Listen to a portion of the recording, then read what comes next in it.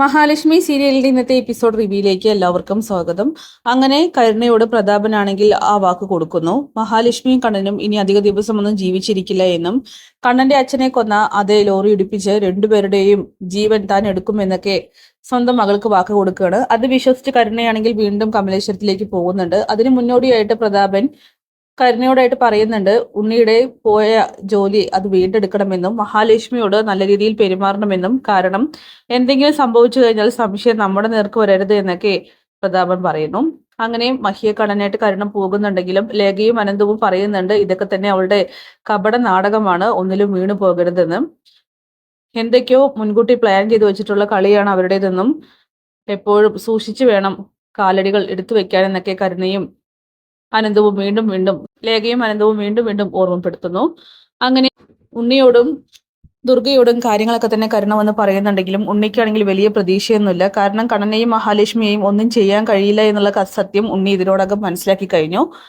പിന്നീട് മഹിയാണെങ്കിൽ കണ്ണനായിട്ട് കമലേശ്വരത്തിലേക്ക് എത്തുന്നുണ്ട്. ബീച്ചിലേക്ക് പോകാമെന്നൊക്കെ അവൾ പറയുന്നു. ഇത് കരുണ കേൾക്കുന്നുണ്ടെങ്കിലും അവൾ വേഗം തന്നെ പ്രതാപനെ വിളിച്ച് കാര്യങ്ങൾ പറയുകയാണ്. ബീച്ചിലേക്ക് പോകുന്നുണ്ട്, പോകുന്ന വഴിയോ അല്ലെങ്കിൽ തിരിച്ചു വരുമ്പോഴോ അവരെ അവസാനിപ്പിച്ചിരിക്കണമെന്ന്.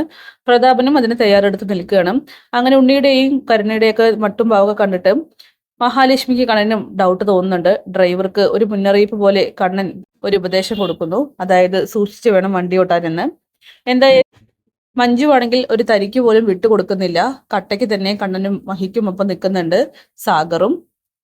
അങ്ങനെ സാഗർ പറയുകയാണ് ഉണ്ണിയോട്, ഈ ഭാര്യയുടെ വാക്കും കേൾക്കാതെ സ്വന്തമായിട്ട് നട്ടലോട് കൂടി ജീവിച്ച് ഒരു വീടൊക്കെ പണിത് അവിടെ കൊണ്ടുപോയിട്ട് ഭാര്യയെയും അമ്മയെയും നോക്കടാ, അല്ലാതെ ഇങ്ങനെ എപ്പോ വേണമെങ്കിലും ഇറങ്ങിപ്പോ എന്ന് വീട്ടിൽ ഇരിക്കുന്നതിനേക്കാൾ നല്ലതും നീ കെട്ടിത്തൂങ്ങി ചാകുന്നതായിരിക്കും എന്നൊക്കെ പറഞ്ഞ് ഉണ്ണിയെ ദേഷ്യം കയറ്റുന്നുണ്ട്.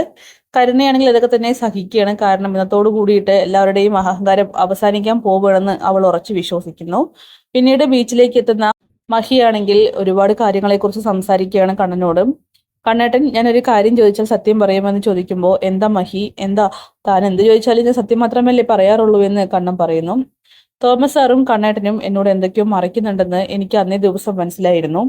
നല്ല ഉഗ്രവിഷമാണ് എന്റെ വയറ്റിലേക്ക് ചെന്നത്. ആ വിഷത്തിൽ ഒരുപക്ഷെ നമ്മുടെ കുഞ്ഞ് തന്നെ നഷ്ടപ്പെട്ടു പോയേക്കാമായിരുന്നു. പക്ഷേ അത് സംഭവിച്ചില്ല. അതിന് പകരമായിട്ട് കുഞ്ഞിന് എന്തെങ്കിലും പ്രശ്നങ്ങൾ ഉണ്ടാകുമോ എന്ന് മഹി ചോദിക്കുമ്പോൾ, ഒരിക്കലുമില്ല തോമസ് സാറ്, അങ്ങനെ ഒരു അപകട സാധ്യത പറഞ്ഞെങ്കിലും കൂടിയും അതെല്ലാം തന്നെ നമുക്ക് ശരിപ്പെടുത്തി എടുക്കാമെന്നും വാക്ക് തന്നിട്ടുണ്ട്.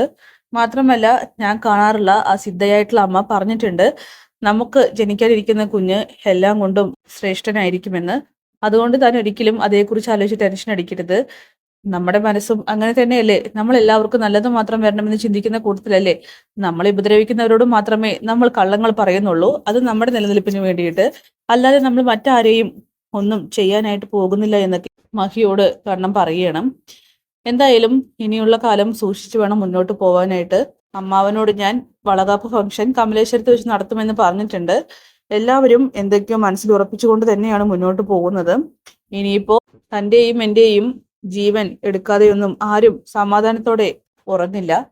അതുകൊണ്ട് സത്യത്തിൽ നല്ല പേടിയുണ്ടെന്നൊക്കെ കണ്ണൻ പറയുന്നു. കണ്ണേട്ടൻ പേടിക്കാതിരിക്കെ, നമ്മൾ പ്രാർത്ഥിക്കുന്ന ദൈവങ്ങൾ എല്ലാവരും നമുക്കൊപ്പം ഉണ്ടെന്ന് മഹി കണ്ണനെ പറഞ്ഞ് ആശ്വസിപ്പിക്കുകയാണ്.